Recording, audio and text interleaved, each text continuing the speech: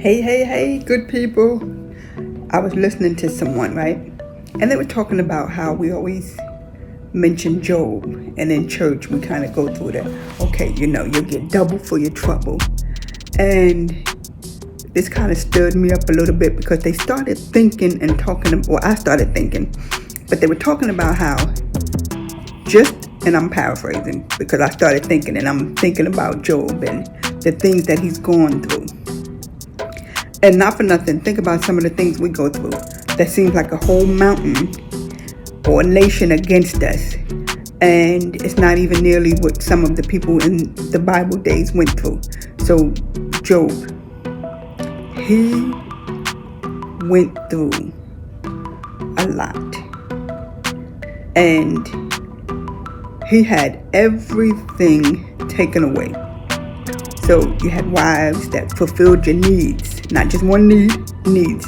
So if he needed to talk to someone, they were there. He needed to just relax, be in the good company, they were there. If he just wanted to go hang out, they were there. And then imagine he went to go and get his cattle, right? So he went to go get food, he went to go get on the camels, go wherever, do whatever, whenever he wanted to, however he wanted to, because he was rich, had so much going for himself, had so much money. And then, his children, pride and joy. You go talk to them, you have dinner, you sit down and eat. I mean, all of the things you can possibly think of, want for nothing. And then it was taken away. So many times, we constantly talk about double trouble. Double for your trouble. Because Job ended up receiving double. But what did he have to go through during that process? So we already know he lost. So there was grieving that had to have taken place. Loneliness. Wondering. Yes, he was a man that was righteous before God. And God told Satan, hey, have you considered my man Job? Now, that's somebody I know without a shadow of a doubt. Two meanings in this message. Can God trust you without a shadow of a doubt? If he allowed Satan to take everything from you,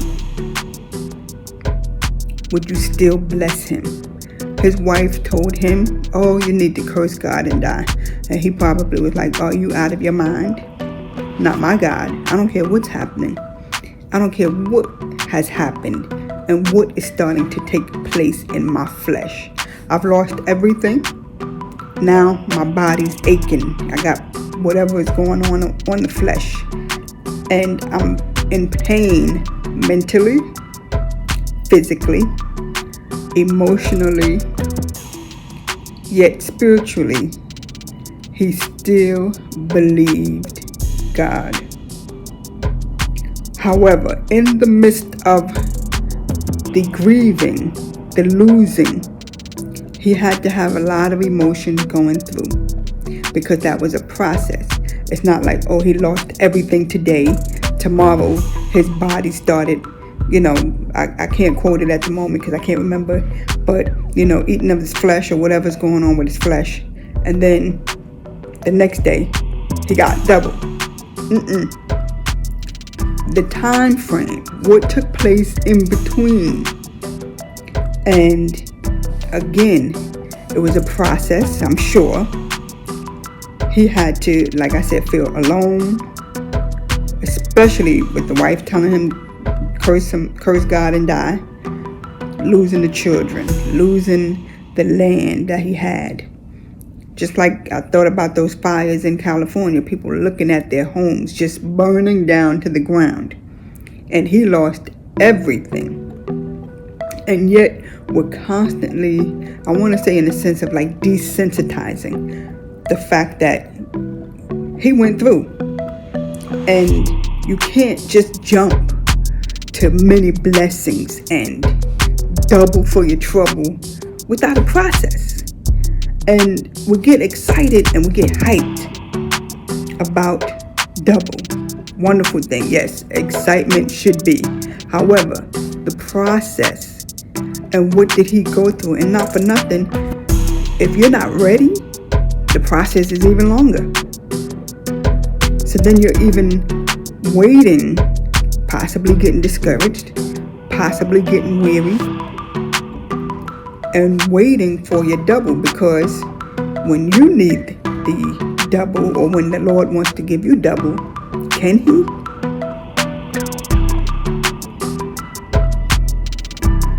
Are you ready for it? Some of us are not. I say us because I'm not millionaires, because we can't handle the money.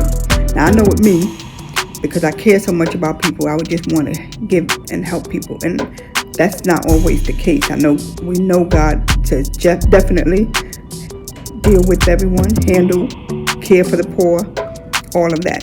But he also gives us money and time and all of that for a reason.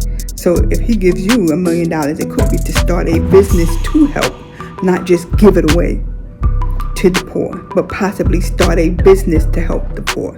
But we all have to have a certain mindset to even understand that and hear God in prayer and consecration to understand what's needed, what's next, the process, praying, all of that. Now I was just thinking about that. So, so many times, yeah, Job, have you considered my servant Job? Have you considered my servant? Put your name there. Can he consider you? And then, that's the first message. Can he consider you? The second one is, can you stand the test of time? Being able to lose everything and not just jump to the hype of double for your trouble, but you got to understand going through the process. Okay?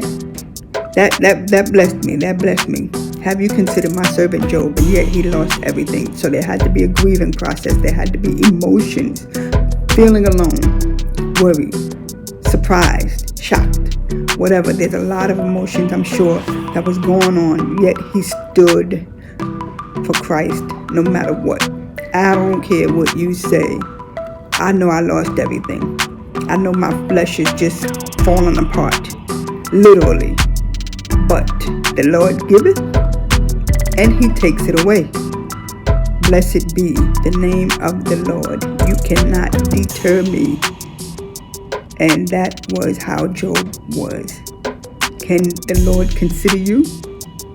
And you cannot just jump to double. There is a process. Until next time, work on letting the Lord consider you. And you already know that God loves you. Take care.